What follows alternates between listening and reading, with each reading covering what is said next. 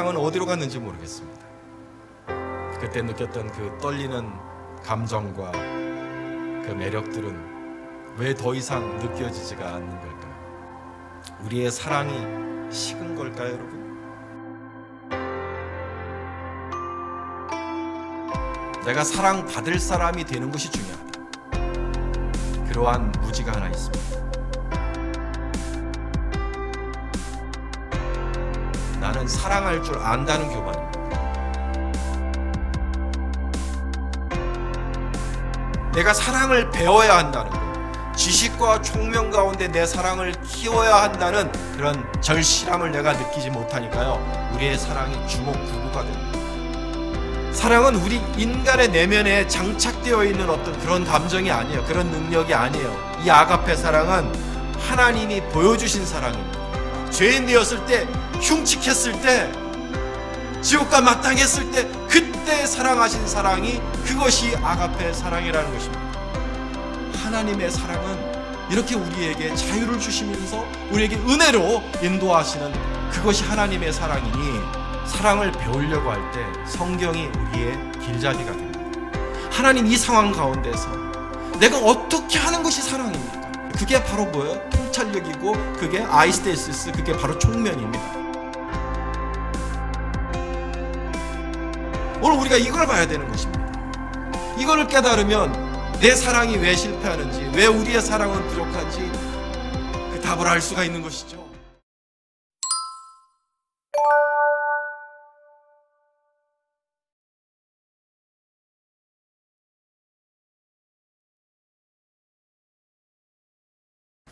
오늘 우리 같이 보실 하나님 말씀은 빌립보서 1장 8절로 11절까지 본문을 가지고 사랑에 실패하는 이유라는 제목으로 하나님 말씀을 나누겠습니다. 본문을 찾으셨으면 우리 한번 보시겠습니다. 제가 받들어 읽겠습니다. 내가 예수 그리스도의 심장으로 너희 무리를 어떻게 사모하는지 하나님이 내 증인이시니라. 내가 기도하노라. 너희 사랑을 지식과 모든 총명으로 점점 더 풍성하게 하사 너희로 지극히 선한 것을 분별하며 또 진실하여 허물 없이 그리스도의 날까지 이르고 예수 그리스도로 말미암아 의의 열매가 가득하여 하나님의 영광과 찬송이 되게 하시기를 구하노라. 아멘.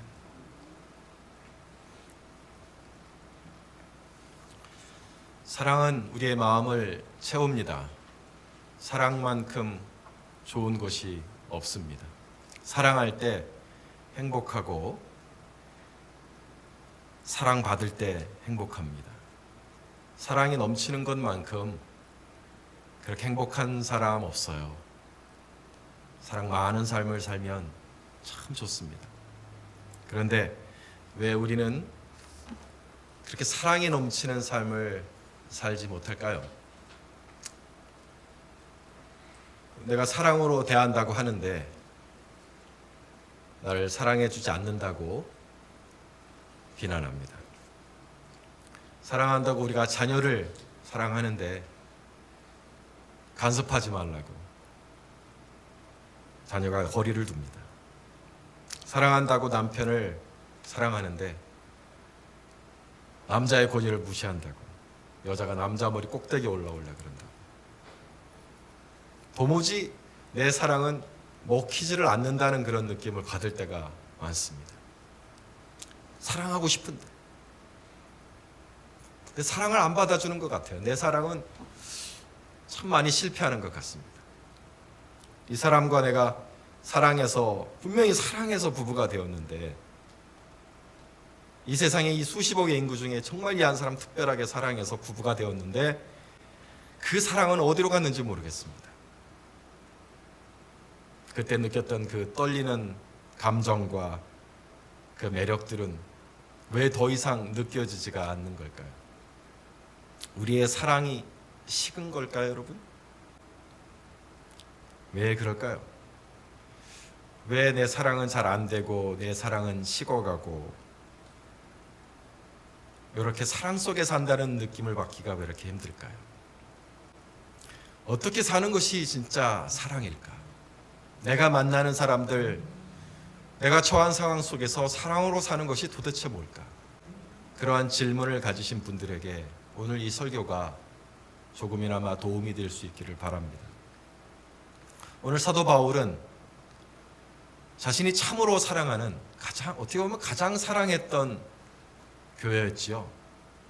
참 사랑하는 빌립보 교인들을 위해 그 사랑을 담아서 축복하는 기도로 오늘 빌립보서를 시작하고 있어요. 오늘 본문을 다시 한번 보겠습니다. 다시 한번 뒤로 돌아가서 내가 예수 그리스도의 심장으로 너희 무리를 어떻게 사모하는지 하나님이 내 증인이시니라. 너무 사랑한다 그랬습니다. 예수 그리스도의 심장으로 사랑한다 그랬으니까 얼마나 사랑하는지 우리가 느낄 수가 있어요. 그가 그 사랑하는 마음으로 빌립보 교우들을 위해서 축복의 기도를 3가지를 합니다. 내가 기도하노라 너희 사랑을 지식과 모든 총명으로 점점 더 풍성하게 하사 너희로 지극히 선한 것을 분별하여 진실하여 허물 없이 그리스도의 날까지 이루고 예수 그리스도로 말미암아 의의 열매가 가득하여 하나님의 영광과 찬송이 되게 하시기를 구하노라. 이렇게 3가지를 구합니다. 9절에서 사랑을 구하고 10절에서 선한 것을 분별하기를 구하고 11절에서 의의 열매가 가득하여 하나님께 영광이 되기를 구합니다. 저는 오늘 이 설교를 특별히 9절에 집중해서 여러분과 함께 나눠보려고 해요. 그가 사랑하는 빌립보 교우들에게 너희에게 사랑이 풍성하기를 내가 기도하노라 하셨어요. 여기까지만 들으면 뻔한 기도 같습니다. 클리셰. 우리 기독교인들에게서 많이 들을 수 있는 말이죠. 사랑이 넘치시기를 기도합니다. 많이 듣는 말이잖아요. 목사들의 기도에서 많이 들을 수 있고 우리가 서로 기도할 때 이러한 사랑이 넘치기를 원합니다. 얼마나 많이 합니까? 그런데 가만히 보면은요, 이 사도 바울의 이 기도에 사랑이 풍성해지기를 원한다는 이 기도에 강조점이 있는 것을 볼 수 있어요. 강조점은 너희에게 사랑이 저희 빌립보 교회에 사랑이 넘치게 하여 주옵소서, 사랑이 많은 교회가 되게 해 주옵소서, 거기에 강조점이 있는 게 아니라 그 앞에 강조점이 있는 거예요. 사도 바울의 기도의 특별한 점은 그 앞부분에 있는 것입니다. 9절을 한번 보시면 넘겨주세요. 네, 내가 기도하노라 너희 사랑을 지식과 모든 총명으로 점점 더 풍성하게 하사라고 했어요. 사도 바울의 기도 속에서 사랑이라는 것은 자라나는 것입니다. 작은 것에서 큰 것으로 자라나는 것이 사랑이에요. 처음에는 풍성하지 않아요. 그러나 점점 자라나서 풍성해지는 것이 사랑이다. 자라나는 것으로 그려지고 있습니다. 그런데 그 사랑을 자라나게 하고 풍성하게 하는 것이 무엇이냐? 큰 사랑으로 키워내는 것이 무엇이냐? 지식과 총명이라 그랬습니다. 지식과 총명 속에서 사랑이 자라난다 그랬어요. 오늘 우리가 이걸 봐야 되는 것입니다. 이걸 깨달으면 내 사랑이 왜 실패하는지, 왜 우리의 사랑은 부족한지 그 답을 알 수가 있는 것이죠. 이 원문을 좀 더 보겠습니다. 이 지식은 우리가 아시는 것처럼 knowledge입니다. 물론 그 knowledge라는 것이 성경에서 말하는 지식이라는 것이 책을 많이 읽어서 머릿속에 쌓이는 지식을 말하는 것이 아니라 이 책들과 많은 이런 글들 속에서 세상의 경험 속에서 하나님을 아는 지식을 말합니다. 그러나 이것은 여러분이 많이 아시리라 생각하고 이 총명이라는 것은 여러분이 원어를 좀 아실 필요가 있어요. 지식과 모든 총명으로 그랬는데 이 총명이 원어로 아이스테시스라고 합니다. 성경에서 아이스테시스라는 말이 쓰여진 것은 여기 빌립보서 1장 9절 단 한 번이에요. 그래서 이 말의 어원은 무엇이냐? 이 말의 깊은 뜻은 무엇이냐? 우리가 생각하는 그런 위스덤이나 그런 의미가 아니에요. 아이스테시스는 분별력이에요. 통찰력이에요. 남의 마음을 헤아리는 거예요. 상황을 잘 보고 여기서 무엇이 사랑인지를 헤아려서 깨닫는 마음을 총명이라 그래요. 그걸 아이스테시스라고 합니다. 너희에게 그러므로 하나님을 아는 지식과 이 상황을 분별해서 무엇이 사랑인지 깨달을 수 있는, 남의 마음을 헤아리고 사정을 살필 수 있는 그런 통찰력이 있어서 그 지식과 통찰력 속에서 너희의 사랑이 풍성해지기를 원하노라. 이렇게 기도하신 것으로 이 말씀을 우리가 풀 수가 있습니다.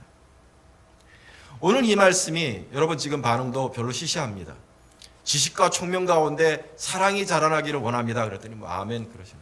이 말씀이 우리에게 그렇게 절박하게 다가오지 않는 이유는 사랑이 자라나는데 지식과 총명으로 자라나나 보다 절박하게 다가오지 않는 이유는 뭐냐면요, 우리 사람의 마음속에 뿌리 박힌 교만 때문입니다. 어떤 교만이냐? 나는 사랑할 줄 안다는 교만입니다.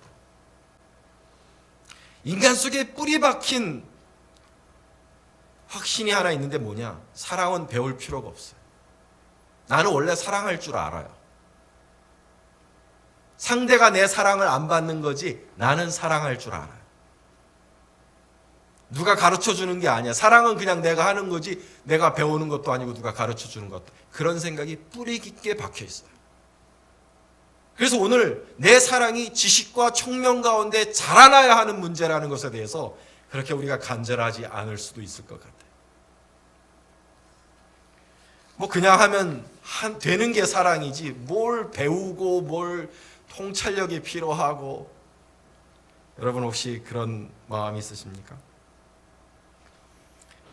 그러니까 내가 사랑을 배워야 한다는 것, 지식과 총명 가운데 내 사랑을 키워야 한다는 그런 절실함을 내가 느끼지 못하니까요, 우리의 사랑이 주먹구구가 되는 거예요. 그냥 막 사랑하는 거예요. 내 생각대로. 그래서 우리의 사랑이 실패하는 겁니다. 가만 보면 우리의 사랑이 너무 무식할 때가 많아요. 물론 오늘 제가 이 짧은 설교에서 사랑과 인생의 그 정말 허다한 국면들을 모두 다 헤아려서 사랑으로 사는 것이 무엇인지를 다 말씀드릴 수는 없어요. 몇 가지만 얘기를 드리려고 해요. 그럼 남녀의 사랑, 부부의 사랑 이야기를 한번 해보십시다. 부부가 어떤 관계입니까? 인간관계 속에서 사랑이 가장 꽃피워지는 관계예요. 사랑으로 이루어졌고 또 사랑으로 지탱해 가는 것이 부부입니다. 그런데 왜 부부간의 사랑이 왜 이렇게 어려울까요? 분명히 사랑으로 만났는데, 평생 사랑할 것 같은 확신으로 만났는데 왜 우리의 사랑은 깨지고 실패하고 그렇습니까? 여러분 부부 관계 속에서 여러분 어떠세요? 사랑이 꽃피어나고 계세요? 사랑으로 살고 계세요? 여러분 부부에게는 사랑이 있습니까? 그 사랑이 실패했다면, 어렵다면, 지금 사랑을 느끼지 못한다면 왜 그러신 것 같아요? 오늘 성경 말씀에 의하면 지식이 없어서 그렇다는 것입니다. 내가 지식이 없는 사랑을 하기 때문에 실패한다는 거예요. 무슨 소리냐? 사람들 속에 이러한 무지가 하나 있습니다. 사랑은 내가 사랑받는 문제다. 내가 사랑받을 사람이 되는 것이 중요하다. 그러한 무지가 하나 있습니다. 그래서 부부의 결혼 생활에 내가 사랑받을 만한 자격을 갖추는 것이 중요하다고 생각하며 살아가는 사람들이 있어요. 남자는 경제력이 있어야 되고 지위가 있어야 합니다. 여자는 외모가 아름다워야 되고 살림을 잘해야 되고 애교가 있어야 합니다. 이렇게 생각하는 거예요. 그래서 서로 조건이 맞으면 결혼합니다. 그리고 만족해요. 서로가 서로에게 주는 것이 있으면. 그래서 안정감을 느끼죠. 그런데 그 조건들이 사라지면요, 어느 날 남자가 돈 못 버는 남자가 되면, 여자가 아름다운 외모를 잃어버리게 되면 그 결혼은 어떻게 될까요? 괴를 같이 하는 얘기입니다. 우리가 사랑을 어떤 성적인 매력에 끌리는 내 어떤 리비도, 그런 매력에 끌리는 감정이라고 오해하면서 하는 사랑도 있어요. 젊은이들 그런 것 같아요. 상대의 매력과 거기에 끌리는 내 리비도가 사랑이다. 그래서 그 매력에 끌려서 막 푹 빠져갖고 결혼해요. 세상에 이렇게 멋있는 사람은 없다. 세상에 이렇게 이쁜 여자는 없다. 그렇게 해서 결혼하죠. 그런데 시간이 지나서 배우자의 매력이 떨어져요. 익숙해져요. 아무런 매력의 감흥이 일어나지 않는 그런 사이가 금방 됩니다. 그러면 그때 지식이 없는 사람은, 사랑에 대한 지식이 없는 사람은 사랑을 잃었다는 느낌을 받습니다. 그래서 어떻게 해요? 새로운 사랑을 찾아다녀요. 이혼하거나 바람을 피거나 그렇게 됩니다. 사랑을 오해하는 거예요. 지식이 없는 사랑이기 때문에 그렇습니다. 사랑이 뭔지 모른다는 거예요. 하나님께서는 너희가 어떤 사랑으로 살라고 하셨냐 하면, 너희는 사랑으로 살라 할 때 그 사랑이 무슨 사랑이냐? 그것은 아가페의 사랑입니다. 에로스의 사랑이 아니에요. 그 아가페의 사랑은요, 원래 우리가 알고 태어나는 게 아니에요. 아가페의 사랑은 배워야 하는 거예요. 원래 우리 속에 사랑이 있는 게 아니라 그 사랑을 하나님이 먼저 보여주시고 우리는 그 하나님으로부터 그 사랑을 배워가는 거예요. 그 사랑은. 그게 요한 1서 4장에 나와 있습니다. 하나님의 사랑이 우리에게 이렇게 나타난 바 되었으니, 원래 우리에게 있는 게 아니에요. 하나님의 사랑이 나타난 거예요. 하나님이 자기의 독생자를 세상에 보내심은 저로 말미암아 우리를 살리려 하심이니라. 사랑은 여기 있으니, 우리 사람 속에 있는 게 아니라 하나님에게 있는 거예요. 사랑은 우리가 하나님을 사랑한 것이 아니요 오직 하나님이 우리를 사랑하사 우리 죄를 위하여 화목제로 그 아들을 보내셨음이니라 하였습니다. 사랑은 여기 있다, 여기에 나타났다 하셨죠. 사랑은 우리 인간의 내면에 장착되어 있는 어떤 그런 감정이 아니에요. 그런 능력이 아니에요. 이 아가페 사랑은 하나님이 보여주신 사랑입니다. 우리 죄를 위해서 하나밖에 없는 아들을 내어주신 그 하나님의 깊은 사랑이에요. 자기를 희생하신 사랑이에요. 죄인 되었을 때 먼저 사랑하신 사랑입니다. 그 사람이 끌려서, 그 사람이 훌륭해서, 그 사람이 매력적이어서가 아니라 죄인 되었을 때, 흉측했을 때, 지옥과 마땅했을 때 그때 사랑하신 사랑이, 그것이 아가페 사랑이라는 것입니다. 이게 진짜 사랑이고, 하나님은 이러한 사랑으로 살라고 우리를 부르신 겁니다. 그런데 우리가 이러한 하나님의 사랑을 알고 배우기보다는 육체적인 사랑과 인간적인 사랑에 매어서 살아요. 거기에 계속 연연하며 삽니다. 에로스의 사랑이죠. 에로스의 사랑이 끝나면 그래서 인생이 끝난 것처럼 생각해요. 에로스의 사랑이 식으면 부부간의 사랑도 식었다고 생각하고 다른 관계를 찾아다니고, 우리가 그러한 것을 사랑이라고 부르지만 사실 하나님 눈에는 그건 진짜 사랑이 아닙니다. 그거는요, 그러한 감정과 그러한 기쁨은, 에로스는요, 하나님 우리 인생에 잠깐 주신 선물이에요. 젊은 날에 잠깐 주셨던 우리가 감사해야 할 그런 선물이지만, 거기에 평생 머물면서 평생 그런 사랑만 찾아다니면은요, 그건 정말 무지한 거예요. 20년을 살고 30년을 살아서 이제 부부간의 그러한 에로틱한 감정도 사라지고 서로에게 익숙해져서 이제 새로움이 없다 할지라도 사랑이 사라진 게 아닙니다. 여전히 우리에게는 사랑이 남아있어요. 여전히 우리는 사랑해야 할 관계입니다. 어떤 사랑이요? 아가페의 사랑, 하나님의 사랑으로 서로 사랑해야 할 관계가 우리 부부의 관계입니다. 이런 말이 있어요. 부부는 처음에는 사랑으로 살다가 시간이 지나면 우정으로 살고 나중엔 의리로 산다, 이 말이 있어요. 공감하시죠? 이게 웃자고 하는 얘기, 누가 이런 기가 막힌 말을 만들어내는지는 모르겠는데, 웃자고 한 얘기인지 아니면 냉소적인 얘기인지, 사랑이 식는 것에 대한 냉소적인 얘기인지는 모르겠지만 저는 기가 막힌 말이라고 생각이 듭니다. 왜냐? 처음에 말한 사랑은 그게 에로스고요, 우정이 필로스, 우정의 사랑을 말하는 거고, 마지막에 의리가 그게 아가페 사랑이에요. 누가 만들었는지 기가 막히다. 처음에는 에로스로 살다가 필로스로 살다가 그 다음에 아가페로 사는 거예요. 이게요 진짜 하나님의 사랑에 가까운 겁니다. 그 의리. 이제는 내 남편을 한 남자가 아니라 한 인간으로, 하나님 앞에 있는 불쌍한 한 인간으로 내가 생각하고 하나님의 사랑으로 사랑하는 거예요. 아내를 이제는 여자가 아니라 한 사람의 측은한 인간으로 바라보고 하나님의 자비로 그를 사랑하고 품어 안는 게 그것이 아가페의 사랑입니다. 우리가 이 사랑으로 살아야 합니다. 하나님이 이러한 사랑을 보여주셨고 우리에게 가르쳐 주셨고 너희는 이제 이러한 사랑으로 살아라. 그래서 부부는 이 모든 에로스로 시작해서 필로스를 거쳐 아가페의 사랑으로 완성되는 관계가 부부의 사랑의 관계입니다. 한 2주 전에 기억나세요? 제가 한번 예화로 들었던 어느 집사님, 이 남편하고 알콩달콩 이렇게 사랑하면서 살고 싶은데 그게 그렇게 안 되는 거예요. 날 사랑해 주지도 않고 늘 겉돌고 참 미운 짓만 하고. 근데 이 집사님이 어떻게 하나님께 어떠한 인도하심을 받았어요? 포기해라.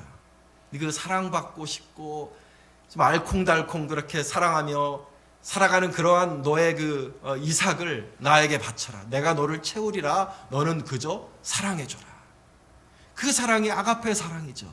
하나님이 결국 이 집사님에게 도전하신 게, 너는 어떤 인간의 그 사랑을 갈구하면서 남편과 함께 그런 행복을 누리고 싶지만 실은 너를 구원하고 내 남편을 구원하고 내 가정을 구원할 사랑은 그러한 사랑이 아니라고요. 나의 사랑, 아가페의 사랑, 죄인을 불쌍히 여기는 그 사랑, 퍼주는 사랑, 자비의 사랑이 아니냐. 그래서 집사님이 그 하나님의 도전을 받아들이고 그 이삭으로 바쳐드리고 한 남자와 함께 이렇게 행복하게 살고 싶다는 그 마음을 바쳐드리고 어떻게 남자를 그냥 조건 없이 마음을 비우고 사랑해 주니까 어떻게 돼서 결국은 남편이 돌아왔어요. 돌아와서 침례받고 그리스도인이 되어서 예전보다 사이가 더 좋아졌다는 거예요. 사랑하는 여러분, 하나님이 우리를 부르셔서 그 사랑을 하며 살라고 우리를 부르셨는데 그 완성이 여러분 아가페 사랑이라는 것을 알고 배우실 수 있기를 주님이 여러분 축원합니다. 우리 남편도 그렇게 사랑하는 거예요. 우리 와이프도 그 사랑으로 사랑하라고 부르신 것입니다. 자녀에 대한 부모의 사랑도 여러분 마찬가지입니다. 우리가 자녀들 너무 사랑하죠. 얼마나 이쁩니까? 자녀가 잘 되기를 바라고 자녀를 위해서 뭐든지 해주고 싶습니다. 그런데 부모가 자녀를 사랑할 때도 통찰력이 없이 사랑하면 잘못된 사랑이 될 수도 있어요. 무슨 소리냐? 내가 가르친 대로 살아야 한다고 컨트롤하는 부모들이 있어요. 다 너를 위해 그러는 거야. 내가 너를 얼마나 사랑하는데 내 말을 안 듣니?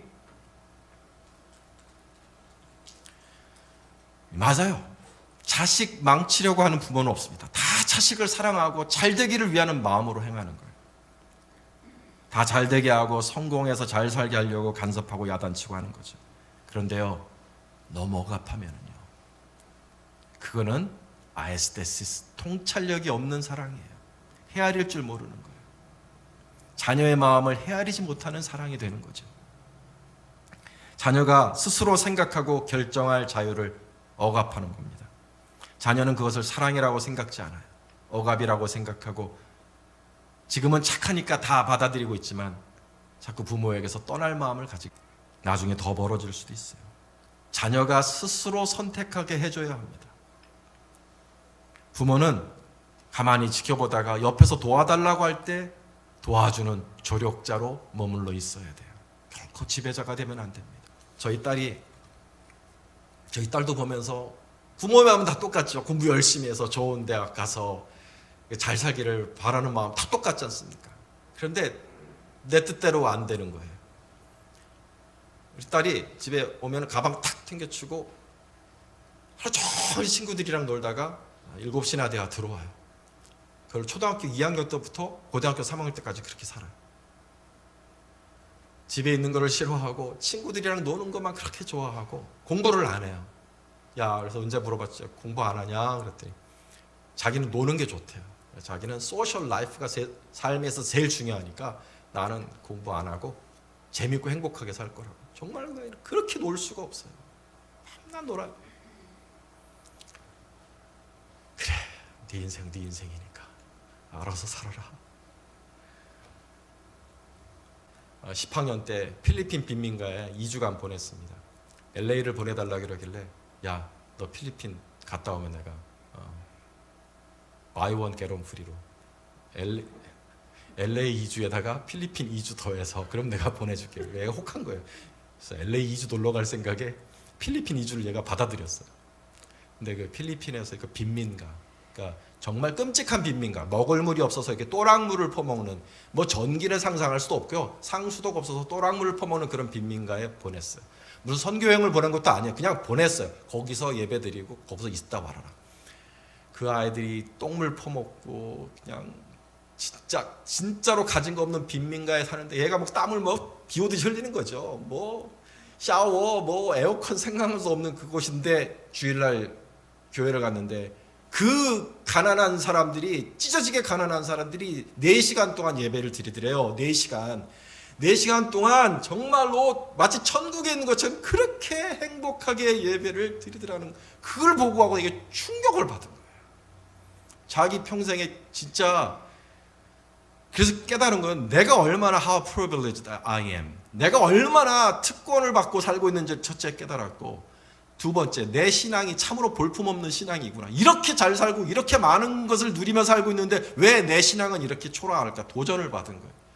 그리고 내가 여기 다시 돌아오고 싶다. 여기에 다시 돌아올 거다. 무엇을 가지고 돌아올까? 의료기술을 가진 사람을 되어서 돌아오자. 이런 마음을 3가지를 먹고 돌아온 거예요. 갔다 오고 나서 애가 달라졌어요. 아빠, 나 공부할 테니까 학원 한 번만 보내줘. 프로도 한 번 안 붙이고 학원도 한 번도 안 보냈어요. 학원 그래서 딱 한 달 보내줬습니다. 학원에서 한 달간 쭉 열심히 공부하더니 이제 SAT 점수가 바로 SAT 점수를 받아서 좋은 대학에 하나님께서 또 장학금들을 많이 주셔갖고 지금 그래서 그러한 의료기술을 가진 사람이 되려고 하는 꿈을 지금도 잃지 않고 언젠가 내가 그곳으로 돌아간다 마음 가지고 살아가고 있어요. 공부 지지리도 안 하던 애였어요, 진짜. 근데 때가 되니까 하나님의 은혜가 공부하도록 만드시고 하나님의 딸이니까 하나님이 키우시는 것을 보았습니다. 저는 자유를 주면서 우리 딸이 스스로 선택할 수 있도록 그렇게 키운 것을 잘했다고 생각합니다. 지금도 딸아이가 고마워해요. 자기를 믿어주고 그렇게 놀 때 내버려 두고 내가 선택하는 것을 존중해 준 부모를 좋아합니다. 성경을 가르치며 가장 많이 받는 질문 중에 하나가 왜 하나님은 우리가 죄를 짓도록 내버려 두시나요? 라는 질문입니다. 왜 하나님은 우리가 죄를 짓도록 내버려 두시나요? 죄 짓지 않도록 했으면 세상이 이렇게 되지는 않았을 텐데. 아니요, 하나님께는 자유가 중요해요. 하나님의 사랑은 우리에게 자유를 주시는 사랑입니다. 설령 그것이 죄를 지어서 타락하는 일이 있더라도 내버려 두세요. 우리의 자유로 선택하는 거예요. 그리고 언젠가 하나님이 이 자유로 하나님께로 돌아오게 만듭니다. 어떻게? 은혜를 부어주심으로. 정말 무가치하다고 느껴지는 내 자신인데 하나님의 아들이 오셔서 십자가에 처참하게 피 흘려 돌아가시는 그 희생의 사랑으로 나를 값없이 사랑하신 그 하나님의 사랑이 내 마음에 부어주면 우리가 어떻게 됩니까? 내 스스로의 선택으로 내 스스로의 자유로 이제는 이 세상을 따라 살지 아니하고 죄를 짓지 아니하고 하나님을 위해 살겠다. 내 스스로 선택하지 않습니까? 하나님의 사랑은 이렇게 우리에게 자유를 주시면서 우리에게 은혜로 인도하시는 그것이 하나님의 사랑이니 사랑하는 여러분, 자녀들도 이 하나님의 사랑으로 사랑하시길 바랍니다. 우리가 주먹구구식으로 자녀를 사랑하면 안 되고 하나님의 사랑을 배워서 그 하나님의 사랑으로 내 자녀도 키워야 하는 것이에요. 여러분 어떻게 생각하세요? 여러분은 사랑을 배울 필요가 없다고 생각하십니까? 아니면 이제 내가 사랑을 좀 배워야 되겠다고 생각이 드십니까? 우리는요, 사랑을 배워야 돼요. 우리는 사랑을 배우지 못해서 실패하는 것이지 다른 이유가 있는 게 아닙니다. 우리 에릭 프롬이라는 제가 좋아하는 사랑의 기술이라는 정말 유명한 책이죠. 이 책을 쓰신 우리 에릭 프롬의 책에 있는 한 구절을 한번 말씀을 드릴게요. 이분이 이런 말을 쓰셨어요. 우리가 사랑보다 더 쉬운 일은 없다는 태도를 가지고 사랑을 시작하기 때문에 너무나 많은 사람들이 사랑에 실패한다. 사랑을 하려고 애써도 사랑에 실패하는 원인은 사랑의 기술이 미숙하기 때문이다 라는 말을 하셨어요. 이 책을 너무나 많은 사람들이 읽었는데 어떤 사람이 또 이런 메모를 남겼더라고요. 아무것도 모르는 자는 아무것도 사랑하지 못한다. 아무 일도 할 수 없는 자는 아무것도 이해하지 못한다. 아무것도 이해하지 못하는 자는 무가치하다. 그러나 이해하는 자는 사랑하고 주목하고 파악한다. 이것을 이렇게 메모로 남기신 분도 계시더라고요. 여러분, 사랑을 배우시기를 바랍니다. 배워야 합니다. 사랑을 배우려고 할 때 성경이 우리의 길잡이가 됩니다. 디모데후서 3장 16절 말씀은 모든 성경은 하나님의 감동으로 된 것으로 교훈과 책망과 바르게 함과 의로 교육하기에 유익하니 이는 하나님의 사랑으로 사람으로 온전하게 하며 모든 선한 일을 행하기에 온전케 하려 함이니라 하였습니다. 하나님의 사랑으로 사람으로 온전하게 하는 책이 성경인데 우리가 이 성경을 읽을 때 어떤 마음으로 읽어야 되느냐? 하나님 나에게 사랑을 가르쳐 주십시오. 사랑이 무엇인지 알기를 원하고 내가 어떻게 사는 것이 사랑인지를 알기를 원하고 특별히 내가 처한 내 가정과 내 직장과 이 사회 속과 이 교회 속에서 내가 어떻게 사는 것이 사랑으로 사는 것인지를 가르쳐 주옵소서 하면 성경은 사랑의 교과서가 되어서 나에게 사랑을 가르쳐 주시는 하나님의 방법이 됩니다. 그러면요 여러분이 딱딱하다고 느끼는 십계명도 사랑의 계명이 되는 거예요. 십계명도 모아보면 어떻게 하나님을 사랑하고 이웃을 사랑하는 계명에 다 모아진다고 말씀하지 않으셨습니까? 이게 사랑의 계명으로 다가오는 순간이 있어요. 제가 그랬어요. 여러분 4계명이 너희는 안식일을 지키라. 이게 어떻게 사랑의 계명입니까? 여러분 일주일에 하루 일 안 하고 교회 나오는 게 어떻게 사랑의 계명이에요? 깨달으신 분 계세요? 무지한 거예요 우리가. 이게 왜 사랑의 계명인지 생각해 보셨냐고요. 이게 하나님을 위한 사랑의 계명이 아니면 사람을 위한 사랑의 계명이에요. 저는 이게 어느 날 깨달아지는 거예요. 안식일에 예수님이 병자를 고치신 일이 있습니다.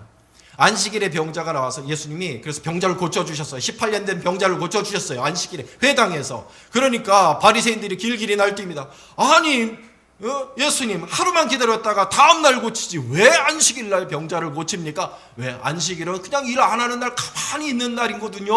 사랑의 계명이 아니거든요 이 바리새인들에게. 근데 예수님이 뭐라고 말씀하셨어요? 누가복음 말씀에 그러면 18해 동안 사탄에게 매임받은 이 아브라함의 딸을 안식일에 이 매임에서 푸는 것이 합당하지 아니하냐 그러셨어요.